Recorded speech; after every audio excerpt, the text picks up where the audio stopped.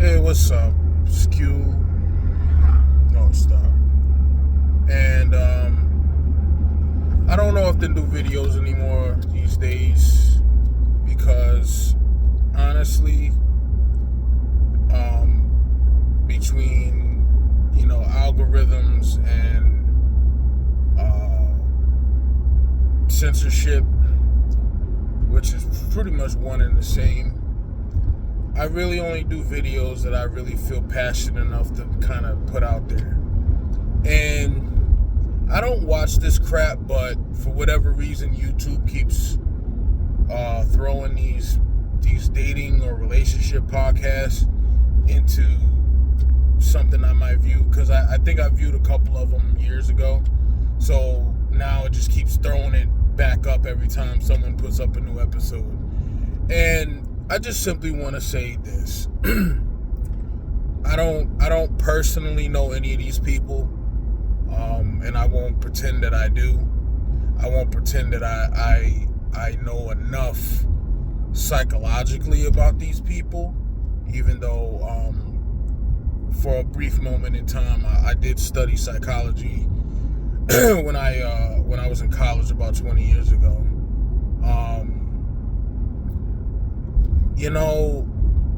As someone who has actually been married this year will be over a decade, 11 years, in August. I don't think a lot of these people have ever been in a serious, committed relationship where it wasn't just about sex, it wasn't just about resources or status or whatnot. And I think where the disconnect is that a lot of these, and I don't really know where it comes from. People say it comes from celebrities, it comes from entertainment. I honestly, I don't watch enough of any of that shit to really be able to say, aha, here it is. This is where the root of it all is. I will say this much. They have no idea what it takes to be in a functional relationship. Neither did I when I first got married. I wasn't one of those dudes who was like, yeah, let's put all our resources together and everything. I was like, you got yours, I got mine. And it took me a while. It took me about a year of being married and us trying to build stuff together, that it dawned on me that two is easier than one. And especially living in this type of economy. Well, back then the economy was, a lot better than it is now. But at the time that I got married, I had just lost my job earlier that year, where I wasn't making great money. At the time, I believe I was making a little bit more than what my wife was making, but it wasn't nothing to be banging my chest about. 30 grand, 35, I think I was making like 36 grand a year. And she was making like 29 or somewhere a little under that. So it wasn't necessarily something that was like, I walk around and, I'm the man, and it wasn't really nothing about that. And I have been used to, I guess you want to call it, the bachelor life. So it took me a while to really understand that if we pull our money together, we both have more money.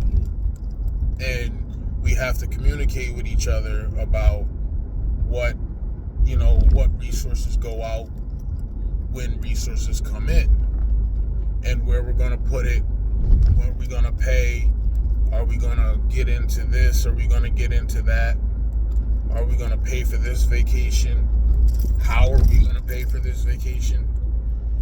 It's so much more than what these people present.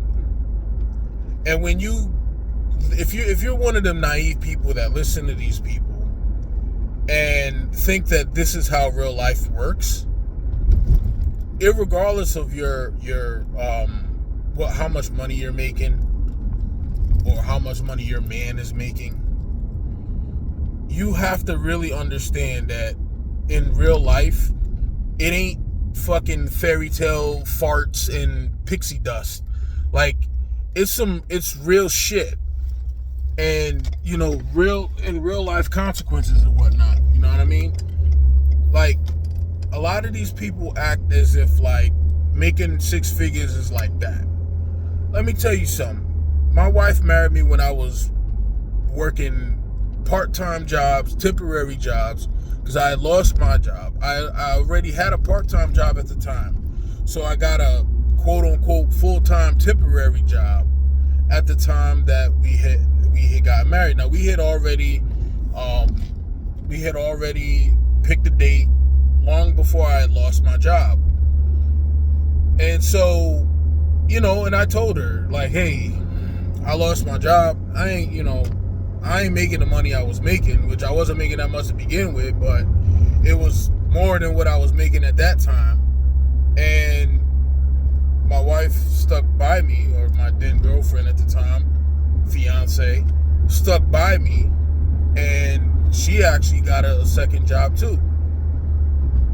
So when I hear a lot of these females talking about what they need, like as if my wife didn't want that stuff either. She likes getting her nails done, but she knows guess what?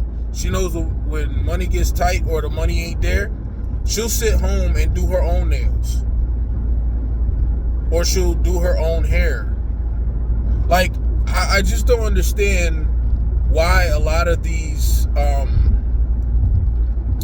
modern women just assume that the only way things get done is someone else has to do it. Oh, I want my hair done. Oh, well, I gotta go to the hairdresser. Learn how to do your own fucking hair. Learn how to do your own fucking eyelashes and whatever else bullshit you put on your face or your body. Why not learn how to do these things? Why not be self-sufficient?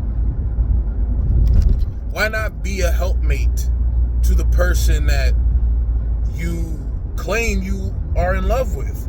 Which leads me to believe that in this particular generation, they don't have a fucking idea what love is.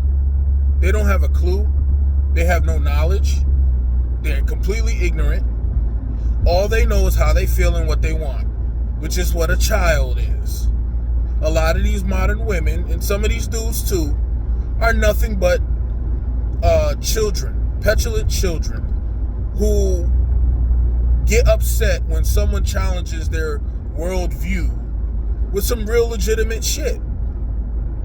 Being in a relationship is a give and take. You can't be the one always taking and not giving anything and then expect that you're going to stay in a relationship. This is why a lot of beautiful, so-called beautiful women are pushing 40 or in their 40s are but now by themselves. And they wonder why they get cheated on. And it's like the elephant in the room that refuses to be addressed. The reason why you get cheated on, beautiful middle-aged woman, is because you're an asshole. You're a straight up asshole. You don't know how to treat a man. You think that he should be there to serve you as opposed to being there to serve each other. To form Voltron for a common cause. To come together and unite, to fight and defend each other. There's times when my wife steps up, takes care of the kids, does all the work. Then there's times when I do that. It doesn't make me more, less, and it doesn't make her more. Should be an understanding that in any relationship, everyone has to be on the same page. And if you're going to play a role, you got to play the role. You can't play half the role. You can't be on the team to be a rebounder, but all of a sudden you feel like you want to start shooting 3-pointers. If that's not your role on the team, then you need to be benched or replaced. And that's why a lot of you so-called beautiful women, middle-aged women, are alone right now. Or you're being used as a human pincushion.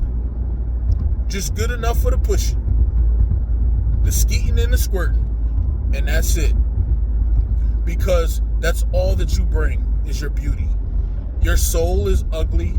It makes you hideous, and it makes you so unattractive that most men will just take you for your beauty. And when your beauty is gone, and when it's all used up, they'll leave you to the wayside. What was it like you have to ask the question, like, so